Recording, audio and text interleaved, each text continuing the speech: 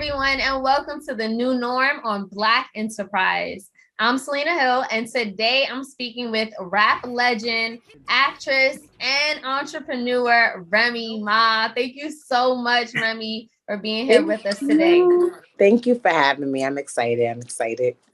I forgot to add the Bronx finest, of I course. mean, It's like just pour it on. I don't know how I forgot that part. But okay, so Remy, thank you so much again for being here. I want to start this conversation talking about Chrome 23, which is a new female battle rap league that you created. Tell us about it and how you even launched this league. This is my baby. Like this is like right after the golden child in terms of my children, like in terms of my babies. Like my son is also about my baby, right? And this Chrome 23 is right after the golden child. Like I love it. I'm so excited. I'm watching it grow every day. It's an idea that I've had for a few years now. And I've always wanted to do something with battle rap because that's where I started from. It's something that's dear to me. Like I definitely see myself in a lot of the women that are into it. And I just never, had the time. I was doing this or I was doing that. And I'm like, if you really love something and you care about it, you make time for it. And I was like, it is time to make time for it. And it's not something that I can even say, like, I was thinking about. I thought about it for years, but when I came to the conclusion that I was going to do it, like, literally, I woke up one day and I was like, how do I get a corporation for this? What do I want my name to be? I came up with the name. This is what I want it to be. All right, transfer this over into that account. Like, I just literally set up the whole entity. I started calling people, I need a logo. This is what I want my logo to look like. And within like a week, before I knew it, I was like neck deep in. I started reaching out to some of the females that I know are into battle rap and trying to put together a card and thought of what I think would be my dream matches that I would want to see and that the people would love to see. And from there, it's just been steamrolling ahead. And now we have my first event, Sunday, February 27th. I'm looking forward to it. Queens get the money. First Yeah. of all, the trailer looks fire. Like y'all shot a movie. Talk about the trailer that you shot to promote this event, Queens Get the Money. Like I said, I've been thinking about this for some time. So I kind of had it in my mind what I wanted it to look like. You came up with the concept too? Yeah, everything. The concept, like the literally ordering the clothes, the boots, the ski mask, like everything. Every single detail. Like this is just my vision coming to life. I've seen so many trailers that they do because I'm heavy into battle rap, and you always pull up old footage of different battles that they had and put them against each other. And I just felt like I couldn't do that because that's not where I wanted Chrome to go. Like I didn't want it to be like any other league or any other battle rap experience that has been done before. And I'm like, this, when I say, I was like, this got to be a movie. Like, I wanted to look like, I want people to see these girls and be like, wait, what's happening here? What they're about to do? This look crazy. So when I wrote it out, when I planned it, when I mapped it out, it seemed easy in my head. But when I started writing it down on paper, I'm like, okay, I was in Atlanta filming because I was filming Queens. So I'm like, I'm gonna just bring everybody to Atlanta. And then I realized one girl's coming from Seattle, Washington. Somebody's coming from Texas. Somebody's coming from New Orleans. Somebody's coming from South Carolina. Somebody's coming from Boston. Somebody's coming from New York, Connecticut. And I'm like, okay, this wasn't as thought out as I thought. But once everybody was there and ski masked up and we ready to go, it just came together so nicely. I got to really, talk to the girls and understand some of the things that they feel was missing in the battle rap culture that I could probably help with. We went out to eat, had some drinks. What's missing? What's missing in the culture that you're helping with? Was missing, well, first and foremost, the money. that's the main thing. That's why I named the card Queens Get the Money. Like, Chrome 23, it's short for chromosome 23. I thought of like, that's the part of your DNA that determines whether you're a male or female. But when it came to naming the card Queens Get the Money, it was because when I found out, the pay gap from the male battle rappers to the female battle rappers, I was insulted. Like as someone who comes from battle rap, as someone who could have easily been one of these girls had I not, been able to be blessed enough to take the path that I did in my music career, that would have been me dealing with this pay gap. And I was, like I said, I was disgusted. I was insulted. I was like, oh, all right. Let me make some calls. Let me pull in some favors. Let me go into my own bank account and we're gonna get them some money. Like we're gonna get them some money. We're gonna get them the recognition. We're gonna get the eyes on them that they need. Like this is gonna be what it should have been from day one. So yeah, that is the biggest problem. It's the money. So when it comes to battle rap, how do you know how much a woman typically gets paid compared to a guy? And why do you think it's such a big gap? Is there just not an audience for women battle rapping? That's the narrative that they try to create and that they try to paint. But I think it's a little bit more than that. One, females have this issue in almost every field. Almost every single one. There's women complaining about the glass ceiling and the pay gap and the inequality. And I would say probably the highest paid female ever probably got a couple of like once or twice 10,000. The highest paid, whereas the male, and I don't even think it's the highest, can get 100,000 for doing the exact same thing. That's crazy. So that's insane. 10,000, 100,000 is a big difference. Really big difference, especially when the person that's getting 10,000 could probably beat the person that's getting 100,000 if they was put up against each other. And it's not. I know people's like, oh, it's not about the money, it's about the craft. But when it comes to this being someone's business, like this is their main source of income. Like when you're 18, 19 and you're just rapping as a hobby, yeah, a few $1,000s is cool because you're doing other things. When you're so into it for years, and in some of these women cases for a decade straight, and now you are older, you may have a family or a child, and you're getting your money in increments, because like for a battle rapper, they really only get paid 2 times: when they sign their contract and when they battle. In between that, it's a dry period. Like, so in comes me, who I'm trying to show them how you get endorsements, how you get sponsorships, how do you figure out ways where you can let your creative and your talent work for you outside of battle rap, or just so that when you are doing what you're doing, you're getting more bang for your buck. If you're doing the same thing that these men are doing and they're claiming that there's no audience for it, it's impossible, because almost every card I see, that the best one on the whole card is normally the female battle. Women bring crowds. Women draw in money. They bring other men, and they bring other women, and they bring in the men. It's just about who's marketing and what they're doing and how do you capitalize off of that. I think the people that are doing it, they don't really know how to do that. As someone who's a female, and I've been in this industry for 20 years, I kind of got an idea of what would help with that situation.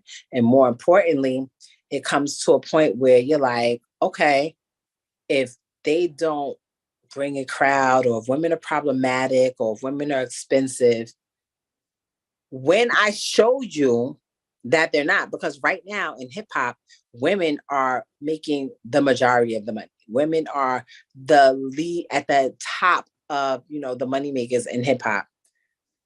Explain that. If we're so problematic, if we're so expensive, like everybody is either trying to be a female rapper, want to get a female rapper, want to sign a female rapper, it's sold into what female rappers is doing. And it's the first time that it's been like that in my career, that I've ever seen so many different women prominent at the same time. That needs to transfer over into female battle rap. So how are you making sure that the rappers in your league are getting paid and getting paid fairly? Well, one, I'm paying them. that's the first thing. Like, I feel like a lot of times with people, they have ideas and they have complaints, and the first thing you hear is, put your money where your mouth is. So I'm like, okay, that's what I'm gonna do. I'm gonna spend my own money. In order to get anything, you have to put into it. So if I have to come out my own pocket to show people what they're missing out on, then that's what I'm gonna do. That's what I set out to do. I feel like when this is all said and done, people are gonna be like, why haven't I been investing into this? Wow, this is like what I've been missing out of my life. Like, this is what I need. Because I hear people constantly complain now. First, it was always not enough female rappers. Now it was too many female rappers. Or they all talking about the same thing. We need variety. I got y'all. Say no more. Say less. And I'm so happy you brought that up, because we're in an era in hip hop where there are more women charting and dominating than ever before. And like you said, it's like you get complaints either way. It's like, oh, it's oversaturated, there's too many women, or they all look the same, they all sound the same. What would you say your role has been in sort of ushering in this era, opening the door for so many women that we see today? That's what I do. Like, I don't do it to get credit. I don't feel like anybody's probably ever gonna give me credit, maybe 10, 15, 20 years from now. I was like, I remember when Remy first came home and she did this and this, and then there was this whole onslaught of females. Maybe they'll say it then. As of right now, while it's happening, no one's gonna give me the credit. I watch interviews, I watch people say other people's names and what they think, contributed to, like, I'm not gonna say I single-handedly did it, but I definitely feel like I contributed to people understanding that there can be more than one. There can be more than two. Everybody is different. But they can say as much as they want. They look alike, they sound alike, but we have to factor in what happens when you get somebody that's successful. People try to carbon copy it. They try to clone it. They try to emulate the exact same thing in hopes that they get the same results, the same success. But what they don't understand is there is women, we are so unique. We are so diverse that we can do anything. And there's so many different levels of talent and so many different varieties of talent. It's just, we're not being exposed to it. We're only being force fed or being placed in front of a certain thing. So if you go into the restaurant and they're going to tell you, these are our specials. They come to the table and they say, these are our specials tonight. We have this steak and we have this, shrimp, or we have whatever. That's what you're going to pick from. But if you pick up the menu, you're going to see there's a whole list of different things you can choose from. I'm here to bring people the menu. Like, I hear what y'all understand. I see what y'all understand, what y'all used to, but let me broaden your palette. This is what's out there. Yeah. And I'm so happy that you brought up things that you did, Remy, because I will never forget, and we will never forget Summer Jam 2017 when you brought Cardi out, Little Kim, Queen Latifah, Lady of Rage, MC Light. Like, that was a moment. And I feel like that really started, like, that triggered all the collaborations we started seeing. And like the fact that you had backed Cardi so early, it felt different, because it kind of felt like in the previous decade, it was everyone was against each other. But now you see people constantly collaborating. Like, what was that? What was the significance behind that moment for you? I mean, at that moment, I was involved in a very, publicized beef, and everybody was in my ear and on my line, like, yo, you got to do this. You got to get crazy. And I heard what they were saying, but I felt like whatever was done was already done. And I show people, like, it's easy to tear somebody down, to destroy, like, but it's harder to build. Like, if you show me a building, I can show you how to get the building down. We put some dynamite over here, we get a wrecking ball, we gonna knock the building's coming down. I'm gonna get it down. But it takes a special type of person and able to build a building. You give them an empty lot, like, you have to know what you're doing in order to build. You got to be an architect. You got to have, everything has to be perfect for this building to withstand. So I wanted to show people that I could build. And I took my whole budget that they gave me to perform, and I used it to fly people in, to book hotels, to make sure everybody had their makeup artists, to make sure everybody's hair was done. And I reached out to, Moni Love calls it my sisters in rhyme. And like, listen, this is what we need to do. So even when it's people that maybe some people that don't deal with me or I don't deal with them, I love to see it when us as women can come together, because for so many years we've been forced and told that, she's the enemy. Don't work with her. Don't collab with her. She's trying to take your shine, or you're going to put her on. You're going to get her lit.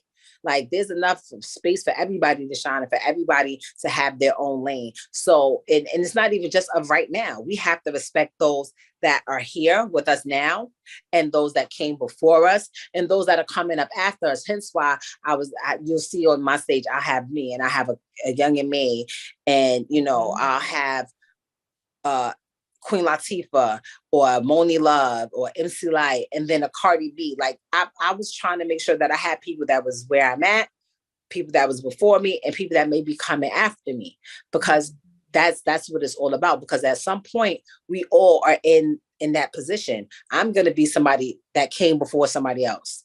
I'm going to have, and somebody else is going to be the person that comes after me, and I will want them, and you would want them to have the same respect for you. When you're in that position, you want to want somebody to reach back and be like, yo, I did used to listen to your shit.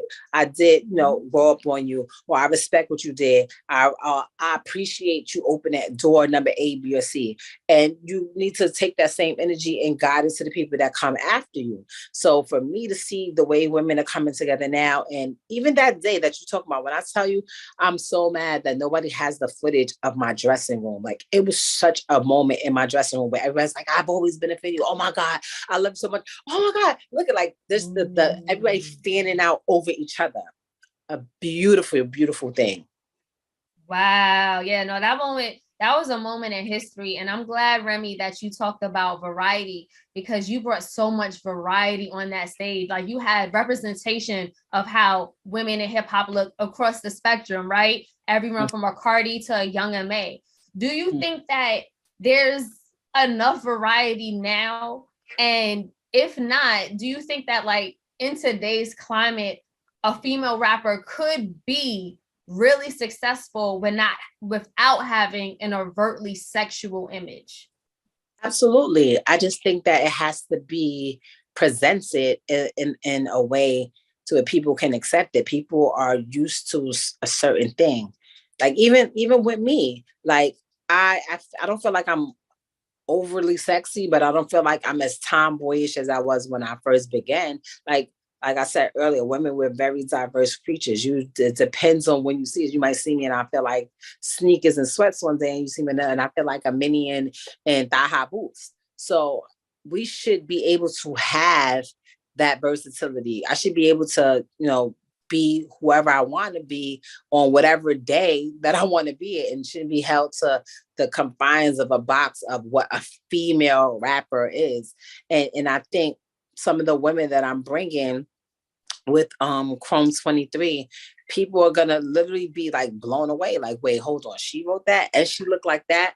Because you may see them one day and they look super amazing, but when she opened her mouth, you're gonna know what it is. Or you may see her on another card and she got on, you know, her jeans and a tee. It's a point where I feel like a lot of times we get pressure put on us that doesn't get put on any other rapper. You know, hear people say, like, I've so many times in my career, so how was it like being a female rapper? Like, I've never heard Fat Joe sitting there and they're like, so how's it being a male rapper, Joe? Like, they've never asked me that. They've never asked Pat that. I'm there at their interviews. They never get asked how it is. And I think once people get over that part and realize, like, when I grew up, there was Salt and Pepper, there was MC Light, and there was, you know, Little Kim and Missy Elliott and Eve and Left Eye, and all of them were Eve was different from Left Eye. Left Eye was different from Little Kim.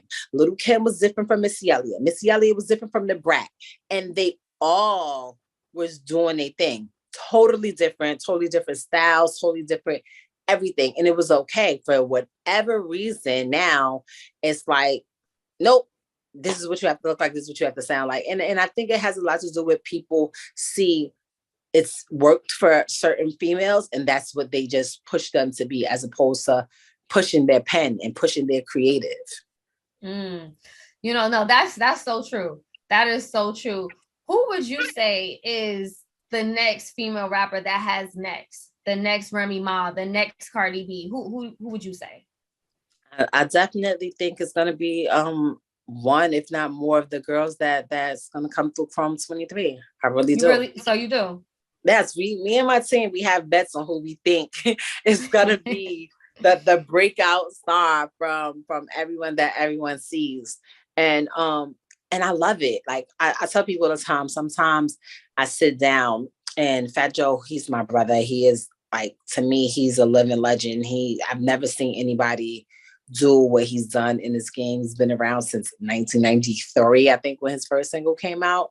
And here we are in 2022, and he's still who he is. And to see his evolution, to see his growth, and to see his business mind. Sometimes I watch him talk, and he explains to people like, yeah, I bought Big Pun, and I gave you guys Remy Ma, and I gave y'all DJ Khaled. And I'm just sitting there like, yo, that has to feel good to know that you created all of these people that came from nothing, made them millionaires, gave them great lives so where we could take care of our family. I want to be able to one day sit down and be like, yeah, and I brought y'all this, and I introduced the world to this, and now I go to her house sometimes, and I swim in her pool, and she has a $20,000 dog running around. Like, I want to be able to say that. Like, if there's nothing, it takes nothing away from you to be able to put somebody in position to take care of their family and to change their life.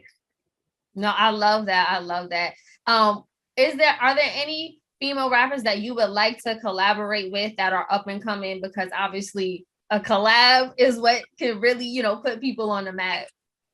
There's a few girls that I like and that I listen to, and I think that they're really dope. I'm open to working with anybody. Like, I've never been, that girl that's like, oh, I'm not working with her. Like, if people reach out to me and I like the beat or I like the song, man, I got time to do it, I'll knock it out. Like, it is what it is. Like, let's do it. I think we need more of that. Like, the guys do it all the time. You see all these big, huge records with some of the biggest guys on them. And here it is, like, probably 15, 20 years later, we're still like, when are we going to get ladies night? When are we going to get another ladies night? Because it just doesn't happen. Where in the men do it all the time. Every year you have these big anthems with some of the biggest artists on it, or some of the up and coming artists. And I think we need to see more of that with the females. So send it to me, ladies. Yeah, I think about that all the time. I'm like, when can we get another ladies night? Like, I need Missy to put this together. Like, we need it. I think that the culture is like yearning for that at this point. Mm-hmm. Do you see it happening?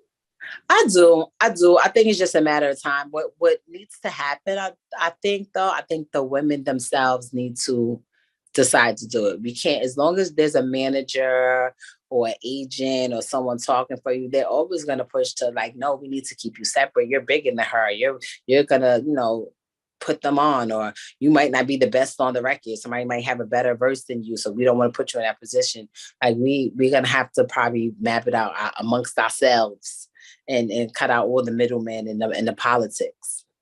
Oh yeah. Well, I hope that definitely happens, because, even though you're doing Chrome 23 and all the other business ventures you have coming on, you still spit bars. Like, you went off on Godmother and thought I was going to stop. Again, these are recent records. I mean, It's sick. Like, I was just like, yo, I can't really, like, y'all are still like putting in so much work and really pushing your pen. And on top of that, you have the acting.